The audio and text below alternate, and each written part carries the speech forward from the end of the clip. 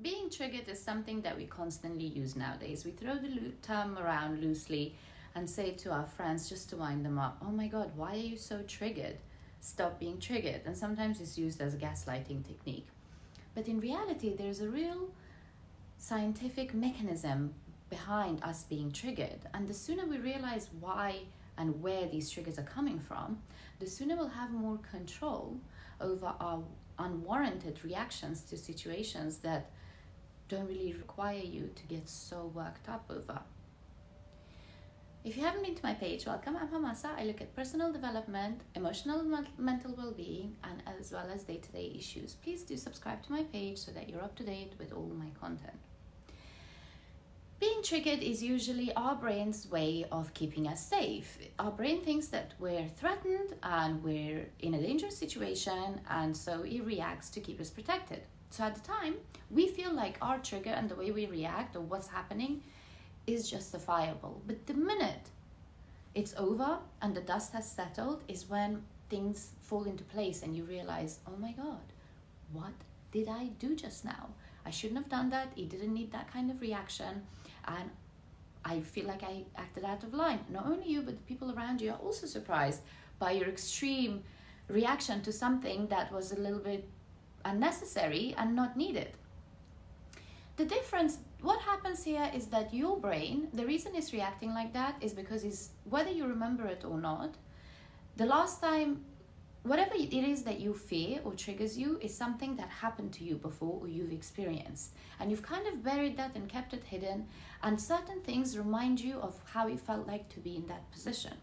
Now, the problem here is that your brain can't tell the difference between the past and what's happening right now in front of you.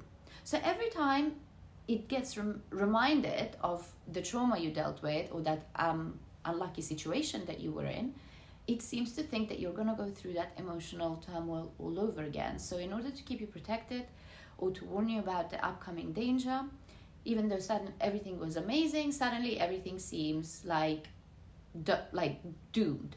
And so you react, you get angry, you protect yourself. You can actually figure out where this is coming from if it's something that you've kept hidden or you don't remember by literally dissecting your triggers. So every time someone triggers you, like if it's fear of abandonment and you don't get invited to something and you really take it personal and react badly when really it's not that deep.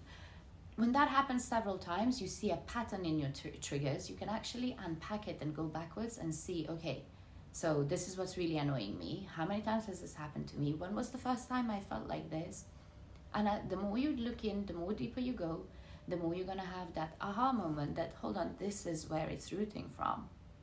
And this is where my issues are coming. And so my brain can't tell the difference between when I was 7 years old and got bullied at school and now I'm 47 and I'm with my friends and they say something and I still react the same way because I don't want to go through that again. So once you understand that this is then and we are now, it'll be very easy for you to remind yourself that I'm not that little girl or little boy anymore. I'm grown and I'm not in that danger that I was. This is completely different. So the answer to your triggers is to deal with yourself with love and acceptance and healing.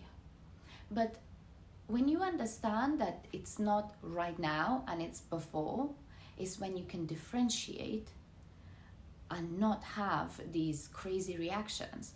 Because although as much as it's great for your brain to protect you and keep you safe, the aftermath of reactions like this could be humiliating, exhausting mentally and physically because you have experienced very heightened emotions and a rush of adrenaline. So naturally that will take a lot out of you and you just feel very deflated and just embarrassed.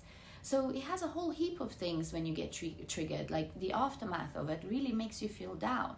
And so it's not even just about being nice to people, it's about not letting yourself get so worked up, not letting your body go through such an emotional high and low over things that are not necessarily dangerous to you right now or haven't been for the past few years.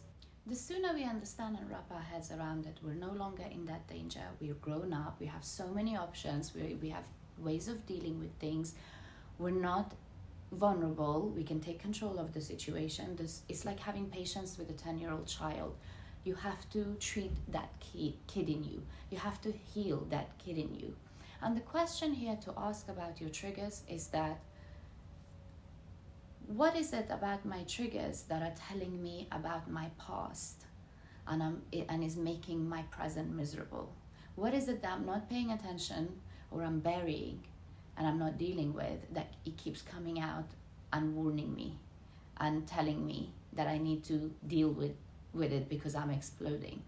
So that's how we should look at our triggers, as teachers, as warnings, as lessons that need to be learned and we haven't learned them, and stop being so hard on ourselves and heal the root cause of what it is that's making us so angry and so upset. If you've enjoyed this, please subscribe to my page. Please share it with someone who may need it and is super triggered. Please do like and comment on this video, and I see you guys here again next week. Thank you so much for watching. Mwah.